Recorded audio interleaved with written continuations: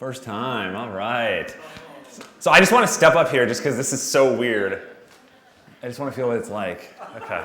Also, I want to say, I don't think you all understand the level that Jason plays at. He's gotten shoes for the speakers that are epic. And so just step it up his game, really. Just step it up his game. That's what you get, ships and dad jokes with me. Those of you that don't know me, my name is Pete Cheslock. I work for a company called ThreatStack. I'm not going to talk about ThreatStack today. I'm really excited to be here again at Monitorama. I'm even more excited to be here talking about the Vasa, which is a Swedish ship that famously sunk in the 1600s. For those of you that don't know, I presented a very hastily written lightning talk about the Vasa here at Monitorama 3 years ago. People really seemed to enjoy it, but 5 minutes was just not nearly enough time. And if you ever watch that 5-minute Ignite talk, I'm talking about like the micro machines guy. I was just talking so fast. And so a lot of people were like, it's so great, but I could barely understand every word you're saying. It's like, yeah, I could barely understand anything I was saying. So there's a lot of interesting details I wanted to get to about it. But more importantly, this talk isn't about just the Vasa. We're going to talk about failure in general. I have put up a copy of the slides already on my handy website, pete.wtf/Vasa. And I've also added a bunch of the supporting kind of case studies and other links and interesting stuff that I found about it. It's pretty fascinating. So before I get started, though, I do want to send some thanks to a lot of people who helped me make this talk a thing. Dr. Richard Fairley is actually the creator of a couple of great case studies that serve as the source of this talk. And Andrew Schaefer, who is Little Idea on Twitter, actually sent me over the PDF many years ago at like 1 a.m. and started, I would say, my infatuation of this story. It's such a crazy story. And Bridget Cromout sent me over great pictures from the Vasa Museum that I got to include here today, and also made me really jealous because I still have yet to go to the museum itself.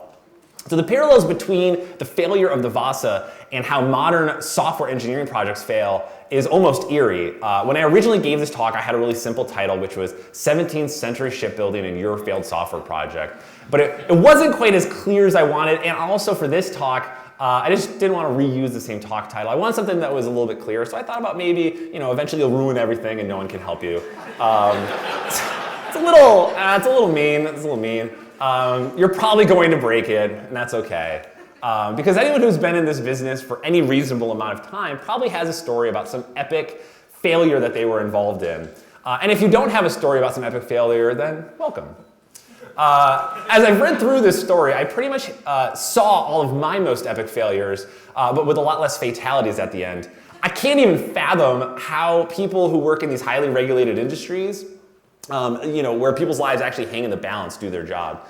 When I screw up, it only means things like you can't get to your favorite website, or I deleted all your email, or I accidentally took down a portion of global DNS traffic for a short amount of time. I'm really not saying that any of these things ever actually happened, it's just an example. There are two types of ops in my mind. There are people who have fucked up production, and people about to fuck up production. It's pretty clear you're one or the other. This is the reality that we live in, and it's even more so in this crazy, high-growth startup world where the ultimate goal is to move fast and break stuff. We make bad decisions that are only clear to us years after the fact. Or a good idea at the time that just has unintended consequences down the road.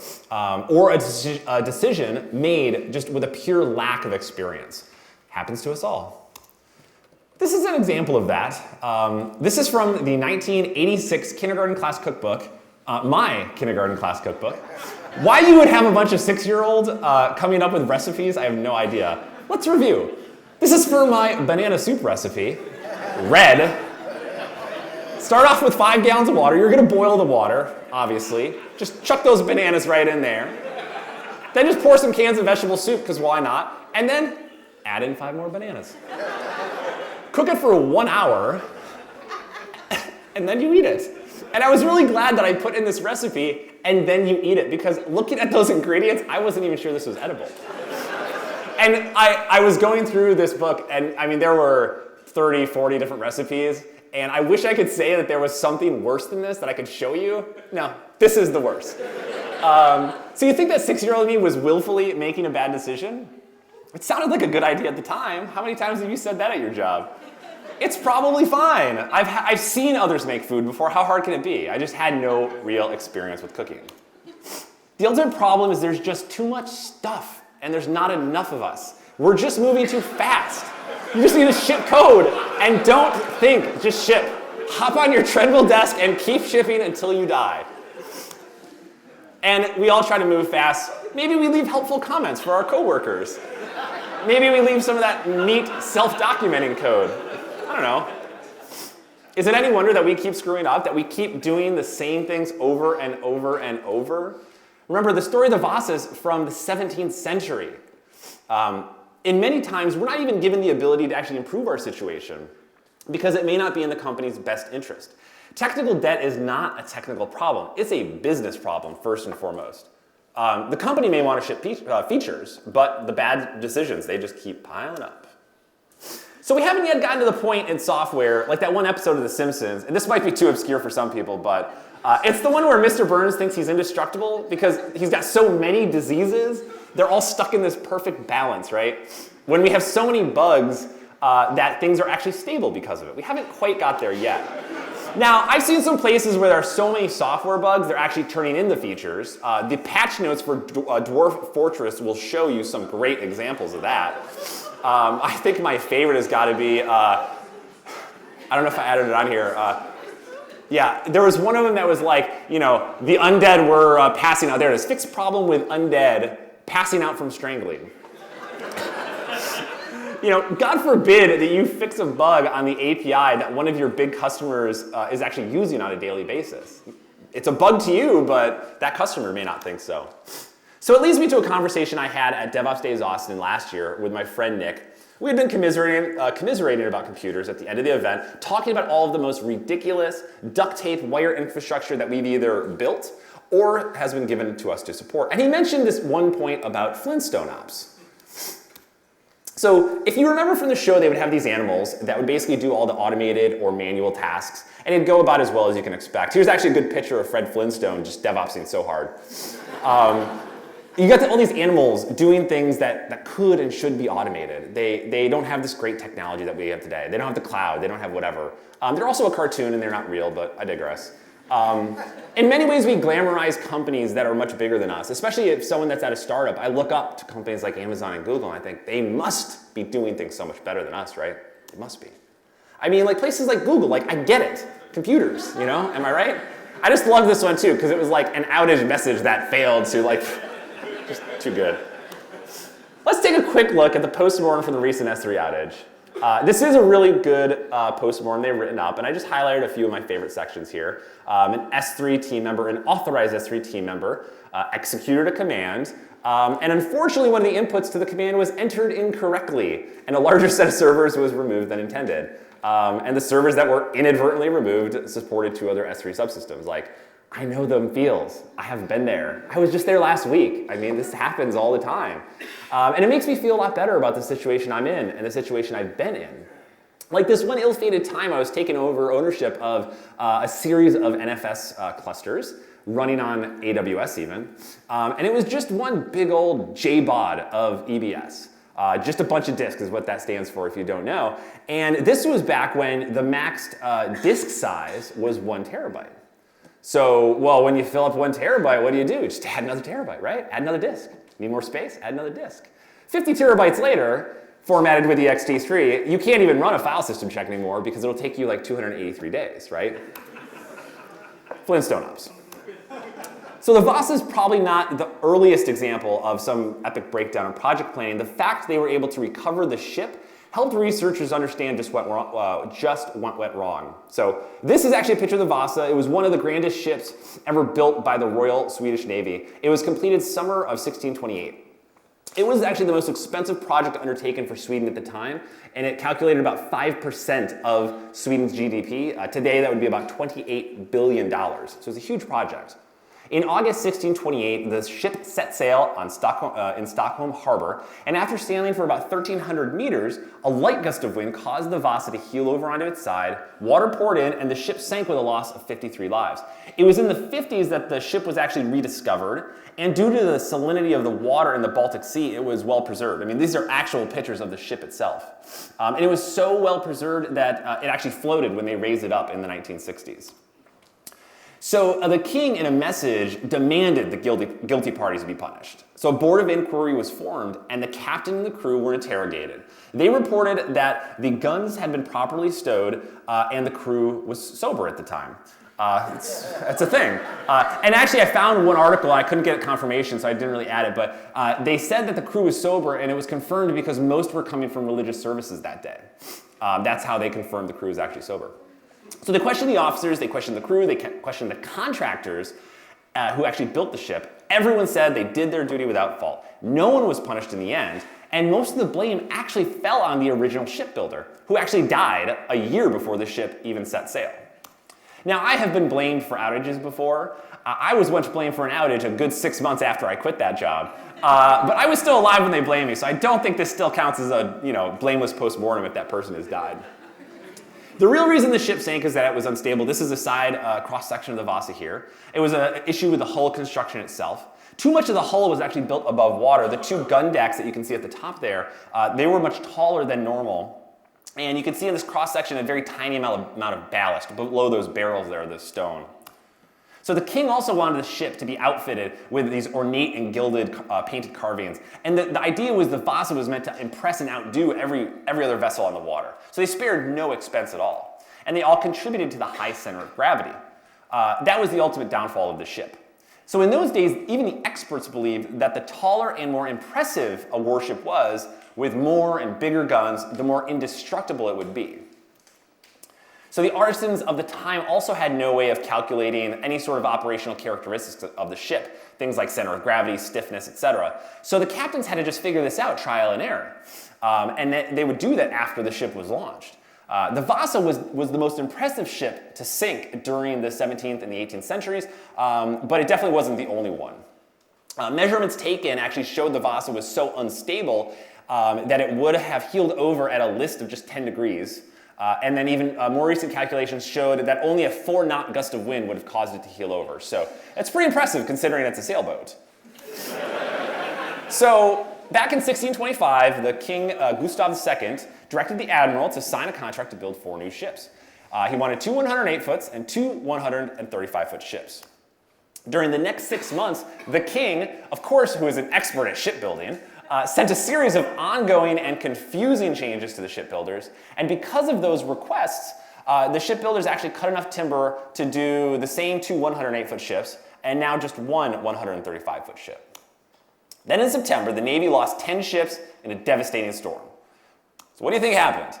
The king ordered the 2 108-foot ships to be built as soon as possible, right? We just lost 10 ships, we need them right now.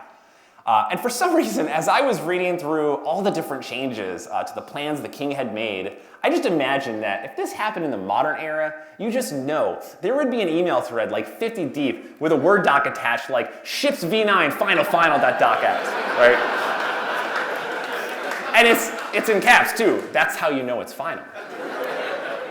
It's also important to point out here that the construction of the Vasa actually started in early 1626 as one of those smaller ships. And completed 3 years later with numerous changes along the way. This is fine. So a couple of months later, what probably should have been the final requirements changed, the king now wanted them to be 120 foot in length because they wanted to add more guns in a standard closed deck configuration. And this was all to create more powerful ships because they were actually actively at war with Poland.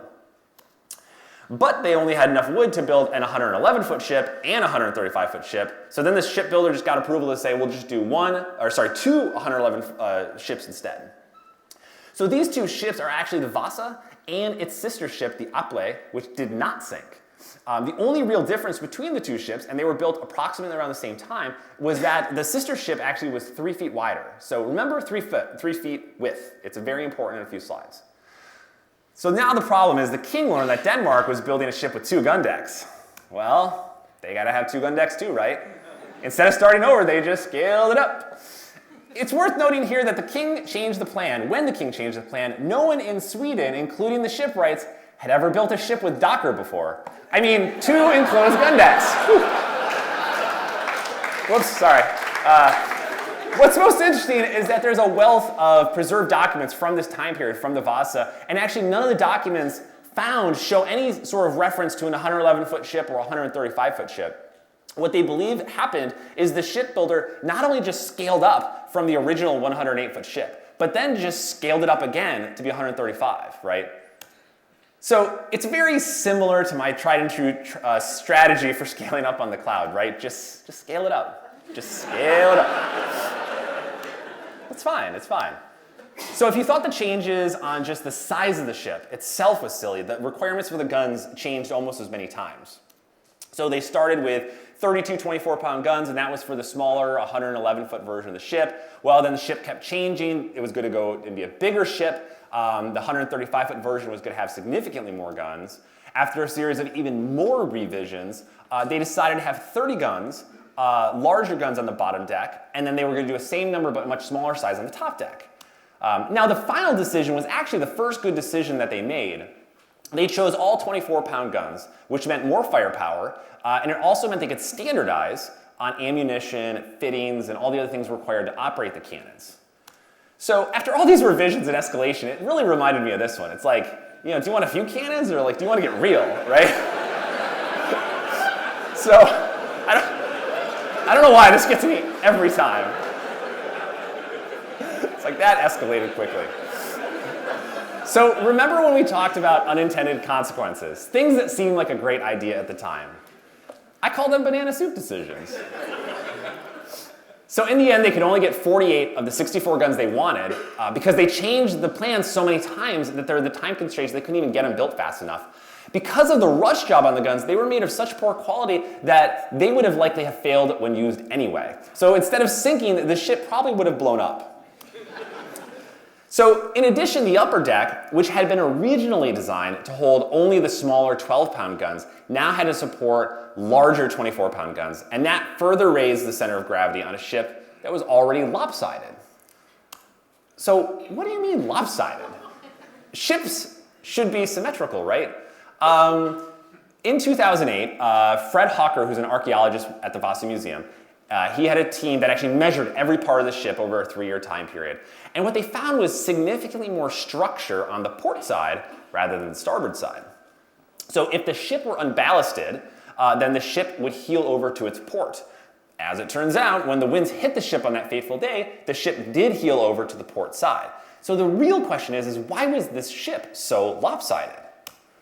So while Hawker was examining the ship, he discovered 4 different types of rulers that the time had used. Oh no, that's good. Oh, it's coming. It's coming. I can't just give you the good stuff, but thank you. Gotta. So 2 of the rulers were in Swedish feet, and 2 were in Amsterdam feet. So how long is a Swedish foot? In modern terms, 29.69 centimeters. Meanwhile, an Amsterdam foot is 28.3133 centimeters. My favorite quote, though, here, straight up from Wikipedia, is there were anywhere from 10 to 13 inches, that's what that is, in a foot based on local regulations, right? That's a difference of nearly 5%, which is pretty significant when you're talking about these large ships and how sensitive they are to the center of gravity. Remember the Vasa sister ship, the Aple? The only difference between those two was an additional width of 3.1 feet added. That was the margin of error here. Everything is coming at Millhouse, right? Like, we are getting there. So we talk about how the difference, this margin of error was only 3 feet in between failure and success, but it's not like they didn't know that they had a problem. The admiral and the captain actually did a stability test. They actually tested first. They called it a lurch test. You take 30 people on the deck of the ship and they run back and forth across side to side. It's actually how I load test Elasticsearch too, if you didn't know. Just run back and forth until that sucker, falls over. So they stopped the test after 3 rounds back and forth because the ship was about to heel over. So normally in this situation, you just add ballast. There was no more room. There wasn't any more room at the bottom of the ship to add ballast. And if they added more ballast to the ship, and it was later calculated they would have needed twice as much, the lower gun ports would have sat below water. So why would you launch after the test failed? It's a question I ask myself every week. It was later found that neither the shipbuilders nor the king were even present at the stability test and were never told about it. So it leads me to my favorite exchange between one of the officers and the admiral, which occurred after the failed stability test. So the officer said, "The ship is narrow at the bottom, lacks enough belly." The admiral says, "The shipbuilder has built ships before, and you should not be worried." The officer's like, "God grant this ship will stand upright on its keel." I'm pretty sure the admiral then said, "Hold my beer." So what can we learn from the Vasa? There really was no reason to let it go this long, but deep breaths. So the Vasa was completed under strong time constraints, and it was to meet this pressing need of the ongoing wars that Sweden was involved with. The loss of the other ships Sweden used to defend itself also stressed this schedule. Many of the operational requirements of this ship were made while the ship was actually actively under construction. The specifications, which were non-existent, because, fuck documentation, were never updated as the ship scaled up from 108 to 111 to 135 feet long. So the original shipbuilder, who died midway through the project, had no documented project plan. The project plan completely fell apart after that, and they've been unable to find any plans created by the assistant that took over the project later. No one in Sweden, including the shipwrights, had ever built the ship with two gun decks before. And now they had years of experience. These were accomplished shipbuilders, and they had years of experience building ships. But because they hadn't done it before, they didn't grasp the impact of what a second gun deck actually would bring to the ship. And we know this because the height of the second gun deck was significantly taller than the average height of a crew member at this time. So many innovations were added onto the Vasa after it had started construction to accommodate the larger size, again, as well as the larger gun deck that was already added on to an already scaled up ship. It had evolved so much over this 2.5-year timeline, no one even understood the impact of the changes. They believed there were about 400 people, 400 different artisans working on this ship. And most importantly, the king was far more involved into the design and all of the changes in the requirements than was normal for the time. There were no standards of any sort of measurement just on defining what a foot meant, something as simple as that. Different lengths from one worker to the next. Sometimes you have to define the words before you get started just to make sure people know what's going on. There was no known way for the shipbuilders to calculate things like center of gravity, stiffness, any operational characteristics. They launched after the test failed. Everyone here does that. I know, I see you. And they didn't tell anyone that could actually make an attempt at fixing it or stopping the launch entirely. But really, this is the reason the story of the Vasa is so fascinating. It's a perfect storm of bad decision making. Everything from schedule pressures and scope change and excessive innovation with that creation of the second gun deck. It's the most impressive dumbassery has to be the fact that they tested it, it failed, and they shipped it anyway. That never happens today, right? So those that can't remember the past are condemned to repeat it. The next time that you're sitting in one of those big project planning sessions, remember the Vasa and the types of decisions that led up to it. I like to call them banana soup decisions. Because let's be honest, that's the real travesty here today. Thank you very much. All the slides and stuff are up there. Really appreciate it.